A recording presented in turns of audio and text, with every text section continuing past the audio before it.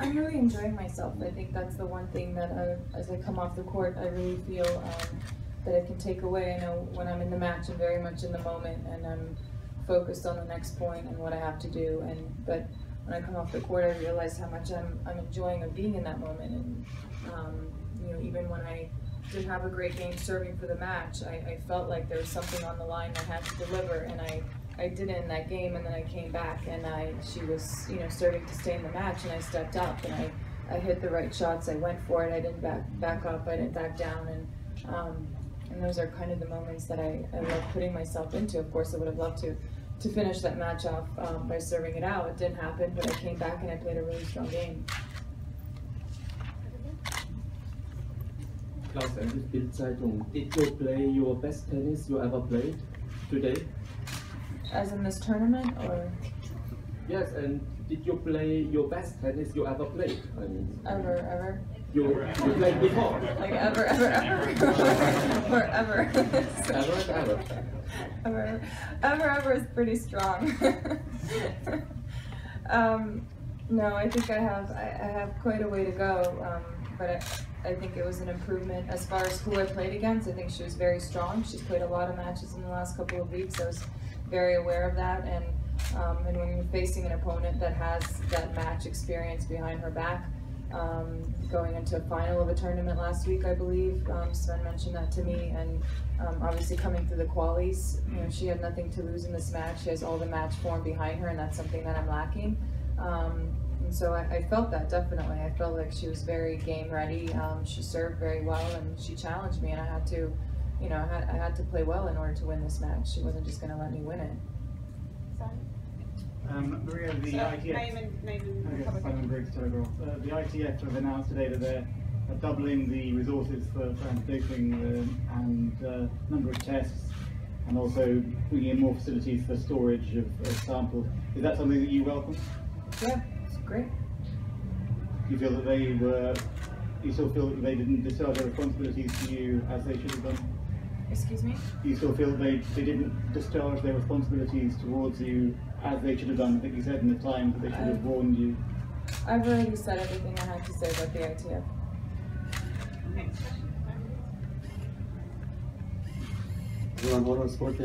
Maria, you heard a lot of comments in the last 15 months. Were there a point during your preparation when you read all these comments from the players, former players, where you said to yourself, okay, now it's the moment, I want to come back stronger and I'm even more hungry? And do you think maybe a few of these comments were made because the players were afraid of your comeback?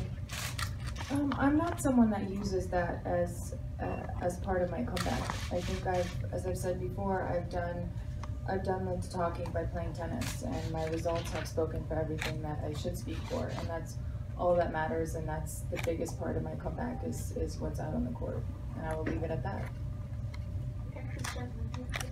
Julius Richter, SWR, German television. A lot of people would have loved to see you playing against Angelique Kerber, Germany's #1. How do you feel about her being eliminated? That is not in my control. There's some things I can't control, but I can't control a matchup that maybe people look forward to. It's the way of the draw. You know, I can only control who I play in my matches and what I do. So. Renee, for Tennis Point, looking ahead to your next match, it could be, looks like it's Kristina Mladenovic, or it might be Carlos Navarro. Could you preview that, maybe for both? What would you expect from both of them?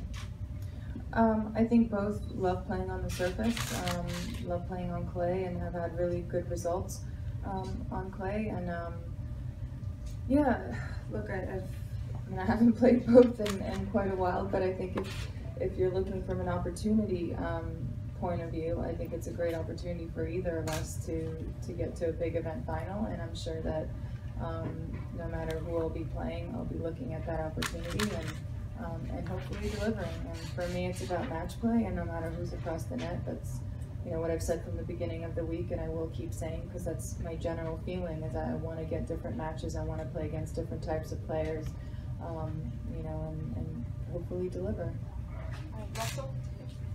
Maria, Russell Fuller from the BBC. On the increase to the number of drug tests announced by the anti-doping programme that Simon mentioned, do you feel over the last few years that the top players have been tested sufficiently? Do you think that there need to be more tests carried out on a more regular basis for the top players in the sport? I'm definitely welcome to that. I'm not against it at all. Do you presumably were tested very, very regularly along with all the top players? I'm just wondering if it can become a little bit too intrusive, it can go a little bit too far sometimes. I mean, we already have to give an hour time slot of every day, every single day of the year, so I mean, it already is as it is, but that's part of the job, and if they test us more, that's great. Could you explain the number of times per year, roughly, you've been tested over the last 2 or 3 years? I think they have that information. Down the front here? Federica Cocchi, La Gazzetta dello Sport Italy. Maria, you look very close to your team, of course, you work together a lot. And if you can describe with a word everybody of your team, just one word, Max, Yutaka, Sven, Jerome. They're all so different, there's not one word that can be.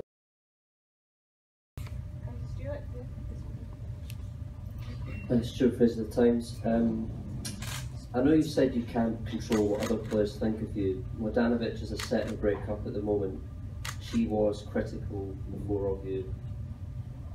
Are you saying that you wouldn't use these comments at all as extra motivation if you face her tomorrow? Not at all. Courtney, Come on, Courtney. Sorry, the program. You can't be rusty. You do this every week. Been keeping up. But Maria, from your first match, second match, and third match, what have you been able to identify as something that you have been markedly improving on with each match, whether it's on the court technically, execution-wise, or mental? I thought I was moving a lot better today and just more comfortable with the ground and the surface.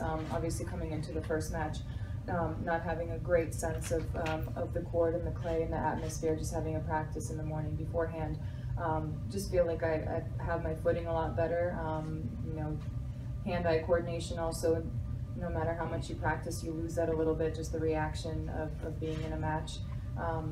So I feel that was better, and just visualizing it a little bit more tactic-wise, focusing on a pattern. I thought I returned a little bit better today. That's still something I can improve on tremendously.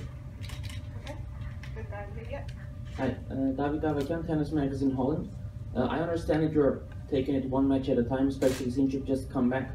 At what point do you think that you will be setting goals for yourself, result-wise? I think I always have goals. There's, you know, if I said I wasn't doing this for anything, I wouldn't have that motivation, or I wouldn't have something to look forward to. I have internal goals. I don't share it with many people. Actually, I don't share it with anyone. I think it's nice to have something that you dream of and you work for, and it's just for yourself to know. Okay, Renee? Yeah. Obviously, you have your own expectations for the next couple of weeks, but are you surprised by the fact that, for example, bookmakers have you as the favourite for the French Open after three matches? They do. Okay. Is that something that surprises you, or do you think it's your reputation maybe preceding you, or how do you feel about that? Again, those are just, as you said, their words, their expectations, their numbers, their letters. They don't mean anything. They don't bring me victories, so they certainly don't help me in any way. Maybe they help themselves, but those are not things I look for. I obviously want to improve from each match, and the more matches I win, the more confidence I'll gain, and the better I'll feel on the court, and that's what matters to me, is not who puts you as a favorite or not. Okay, we'll do 2 more questions. Simon and then Mike. Speaking of goals, if you were to win tomorrow, then you're definitely going to be able to play at the 2 slams coming up. I suppose some might say that's an even bigger prize than winning the prize here, but I mean, would you think about that? Would it put any more, when we part of your mindset at all? Yeah, that wasn't my goal coming into this week, and it won't be any different tomorrow. I think it's a big to be in a final of an event like this. It's a big opportunity, whether you're looking ahead or not. And as I said in my first press conference, every single tournament that I play now is important for me. When you've had a layoff for 15 months and you haven't competed, every event is big, and that's how I feel. Okay, Mike, last one. Mike Dixon, the Mail. Maria, it's obvious you are very close with your team. I was wondering, were they kind of upset when they sort of found out that they didn't know exactly the sort of things that you were taking with your help? That's such an appropriate question. Can we do one last one from someone else? Okay, over here. Down the front here. Yeah.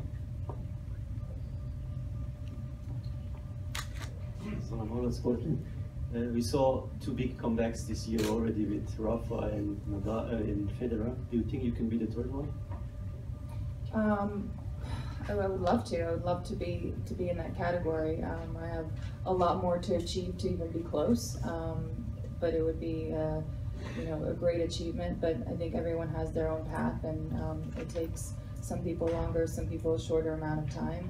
If I'm able to achieve that, that'd be incredible. Okay, thank you.